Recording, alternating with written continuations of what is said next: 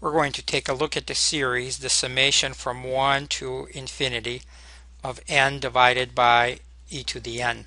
We want to know if the series converges or diverges. So first we should always check to see if we can detect that this series diverges by using the test for divergence, that is taking the limit as n goes to infinity of n divided by e to the n. That's the same as taking the limit as x goes to infinity of a continuous function x over e to the x. Both numerator and denominator go to infinity, so we have infinity over infinity, an indeterminate form. We can apply L'Hopital's rule, abbreviated L'H. So the limit is equivalent to the limit as x goes to infinity, derivative of the numerator 1 over the derivative of the denominator e to the x. This limit is clearly 0, so test for divergence is inconclusive. We'll try something else, and the next thing to try is the integral test. Now, the integral test requires a function that will provide the nth term of our series when we plug in n or any positive integer. So clearly such a function has to be f of x equals x over e to the x, and defined for x in the interval 1 to infinity, since our series starts at 1. Now, to use the integral test, we must show that this function satisfies 4 conditions. First, that it is continuous on the interval 1 to infinity. As we look at this function, both the numerator and denominator are continuous on this interval, and the denominator is not 0 for any value of x in this interval. Therefore, the ratio is continuous. Second condition, similarly, f of x must be positive for any x in the interval 1 to infinity. As we look at this function, we see that both numerator and denominator are positive for any x greater than or equal to 1. So is the ratio. Condition 3, we're going to take the derivative of this function, and using the quotient rule, this is e to the 2x, and then e to the x times 1 minus x times e to the x. So factoring out e to the x times 1 minus x divided by e to the 2x, and this is equal to 1 minus x divided by e to the x. The denominator is always positive, and the numerator is negative, so this is less than 0 for x greater than 1. It doesn't have to be negative exactly for x equals 1. In fact, if we can show that the derivative is negative for all x greater or equal to 100, that would be sufficient. As long as this function is decreasing after a certain value of x that is inside this interval, that is all that we need. So this function is decreasing on either the entire interval or starting at certain value in this interval.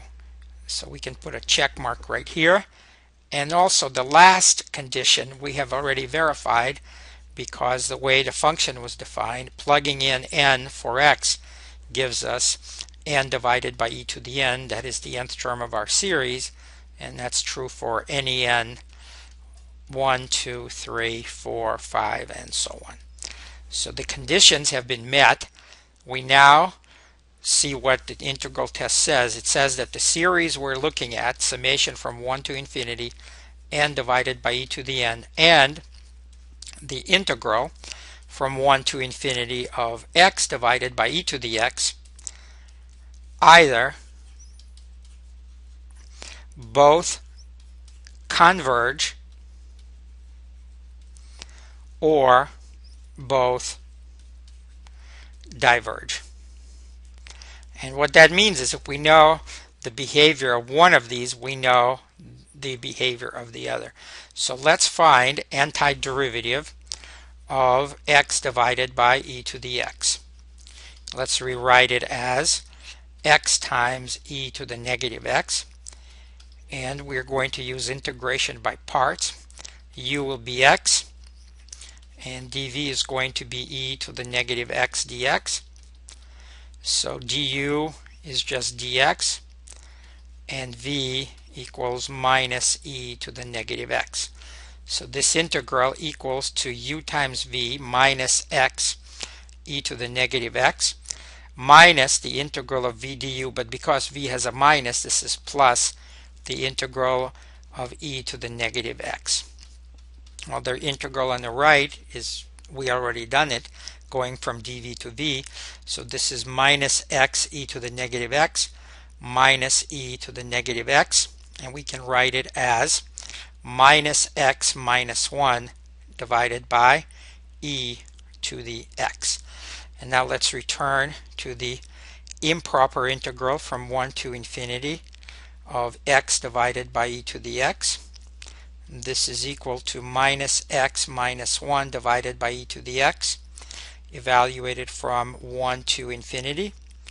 And this is now equal to the limit as x goes to infinity of minus x minus 1 divided by e to the x. And then plugging 1 for x, this is plus 2 divided by e. Let's look at the limit that we have left.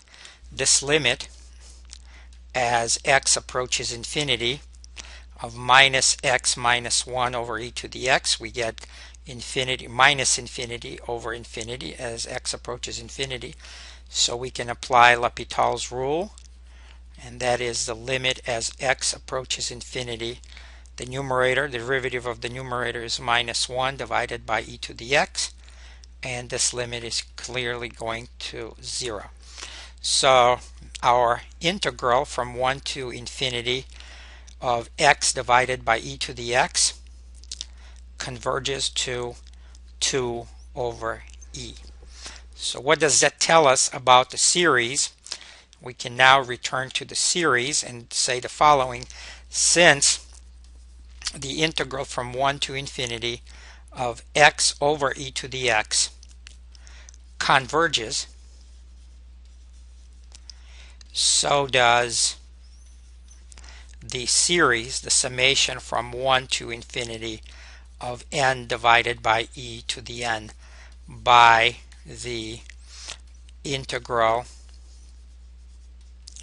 test. But it's very important to note that what we can deduce is that the series converges, but not to 2 over e. Note,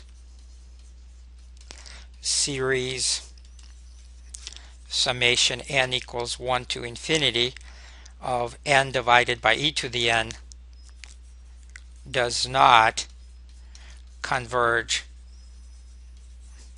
to 2 over e as the integral does. We cannot conclude that. All we can conclude is that the series converges to something, and finding what it converges to is a problem in itself. For more videos, visit www.mathprepvideos.com.